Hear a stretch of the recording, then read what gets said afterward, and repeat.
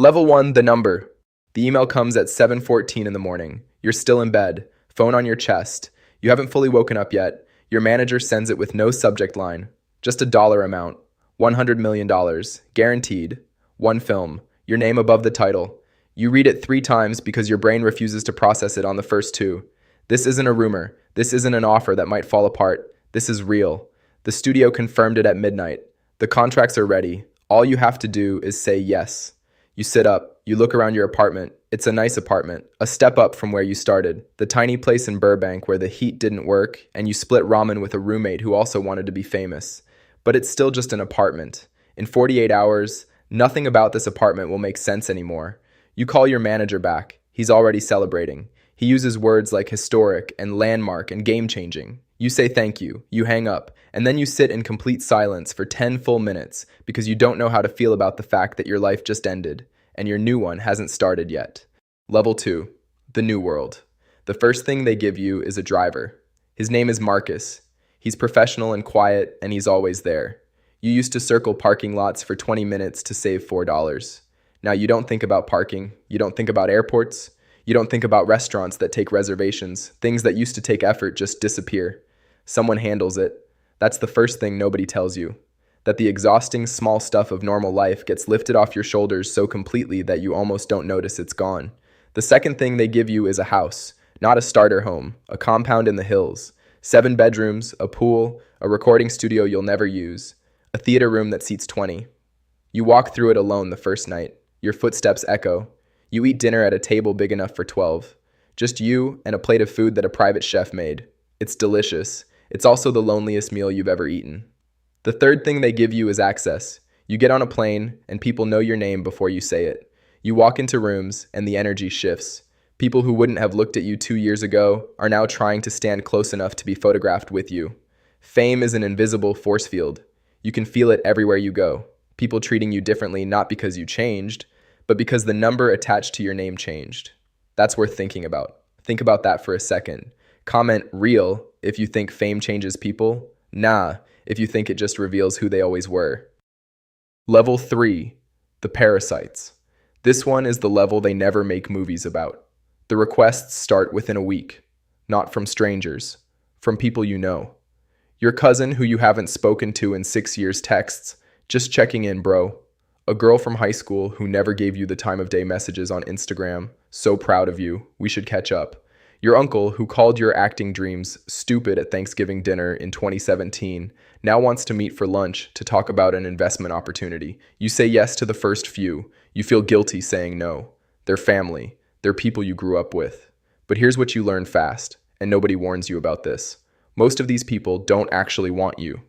They want the idea of you. They want access to your world.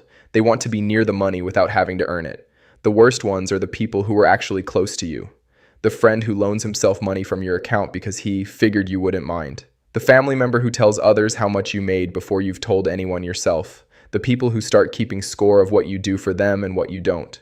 You lose 3 friendships in the first year. Not because you changed, because money acts like a magnifying glass. It doesn't create problems. It just makes the problems that were already there impossible to ignore. Has money ever changed a relationship in your life? Tell me in the comments. I want to hear the real stories. Level 4, the golden cage. You are now the most valuable asset at a major film studio. Read that again. Not a person. An asset.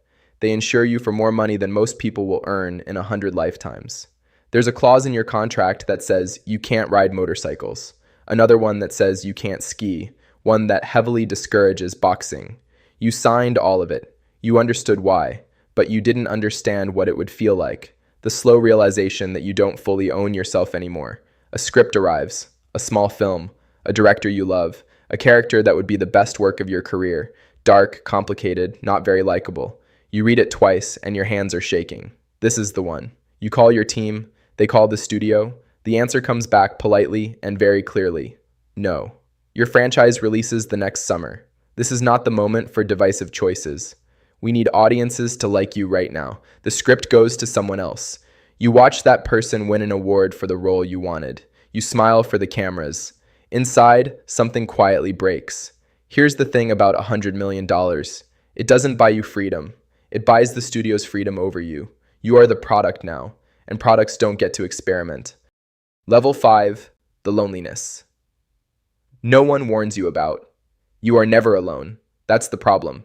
Your day starts with a 6 a.m. call from your publicist, then your trainer, then your manager, then a studio call, then a fitting, then a table read, then a press appearance, then dinner with producers who smile too much. There are people around you all day, every day, in every room, and you have never been lonelier in your life. Because here's the thing about fame at this level. You can never fully trust a room again. Not because everyone is dishonest, but because you can never be sure why people are there. Are they there because they like you, the actual you, the person who is sometimes boring and sometimes anxious and sometimes just wants to stay home and watch a documentary?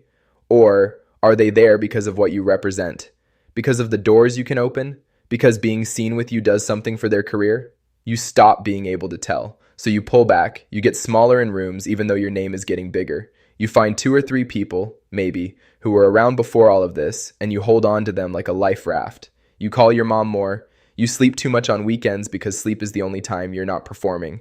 Real connection starts to feel like something that happened to someone younger than you. What do you think is the hardest part of being famous? I'm genuinely asking. Level 6, the dark year. It starts small. A drink after press junkets to take the edge off. Then 2 drinks. Then a prescription for anxiety that a doctor hands over a little too easily. Then the pills and the drinks start overlapping. You're not the first person in this industry to go down this road. You won't be the last. Everyone around you pretends not to notice. Because you're performing well. The movies are making money. The reviews are good. Nobody wants to rock the boat. That's the darkest part. Not the substance itself, but the silence around it. The way that everyone who depends on you for income finds a reason not to say anything. Your trainer notices your eyes are different, but schedules the workout anyway. Your manager notices you cancel 3 meetings in a row, but chalks it up to exhaustion. Your publicist notices the slightly slurred words in a phone call and never brings it up again. You are surrounded by professionals who are all professionally looking the other way. One night you look at yourself in a bathroom mirror at a party where your name is on the guest list and you don't recognize yourself. Not literally. You know it's your face, but the person behind the eyes is someone you don't fully know anymore. That moment is the beginning of the end of this chapter, or the beginning of something harder than anything that came before. Level 7, the floor. Your floor is not what people imagine floors look like. There's no dramatic incident that makes the front page, no arrest, no public breakdown. It's quieter than that. It's a Tuesday morning. You wake up in your 7-bedroom house. You are worth more money than you will ever be able to spend. Your name is on the side of a building in Times Square. You are by every external measure successful, and you cannot think of one good reason to get out of bed. You lie there for 3 hours. Your phone buzzes 64 times. You don't answer once. Something about that morning cuts through in a way that nothing else has. You call your manager, not to schedule anything. You call to say, I need 6 weeks. The silence on his end is long. We have commitments, he says. I know, you say. I need 6 weeks anyway. They give you 3. You go somewhere quiet. No staff, no calls, no mirror in the bedroom. You sit with yourself. With the person who existed before the email, before Marcus, before the compound in the hills. You find out that person is still there. A little buried, a little worn down, but there. And that, more than any contract or number, is the most important thing you will discover in this entire journey. Real ones know. Sometimes the most successful looking moment is the emptiest. Has that ever been true for you? Level 8, the rebuild. You fire 3 people from your team, not dramatically. You just stop renewing contracts. The ones who never told you the truth don't get to stay in the room. You take the small film. The one the studio said no to a version of 2 years ago. Different script, smaller budget, a director who shoots everything in sequence and doesn't believe in trailers. You make 4% of what you made on the last studio picture. The press conference is confused. Your fans are confused. Industry people question the choice out loud on podcasts. You do it anyway. The shoot is 30 days in a cold city. No private chef. You eat at the same diner every morning with the crew. You remember why you started doing this. Not for the number, not for the compound, not for Marcus, who you actually miss because he was good at his job and a genuinely kind person. You started doing this because a story, told well, can make someone feel less alone. That was the whole thing. That's always been the whole thing. The film gets made. It premieres at a festival. A critic calls it the best performance of your career. Your franchise fans think you've lost your mind. You haven't. For the first time in years, you've found it. Do you think artists should chase safety or take risks? Drop your take below. Level 9, the ghost in your own story. 20 years pass. You don't notice them all at once. You notice them in pieces. The gray at your temples that your stylist keeps covering and you keep telling her to leave alone. The younger actors on set who call you sir the first time and then look slightly embarrassed. The way that the films you made early in your career are now being studied in acting classes. Work you barely remember making. Moments you filmed in a single take because you were tired and hungry and the director said good enough. Those are the ones that became famous. That's how it works. The things that feel the most effortless are the ones that land the hardest. You have a number now. The real one, not the $100 million. The number of performances you're proud of. It's smaller than your filmography, and that's okay. Not everything you made was good. Some of it was contractually obligated and spiritually empty, and you would take it back if you could. Most artists can say the same thing. You think about the kid who read the email at 7:14 in the morning and went completely silent. You understand now why he was silent. Because at some level he knew. He knew that the number was not the destination. It was a door. And like all doors, what mattered was what you chose to do on the other side of it.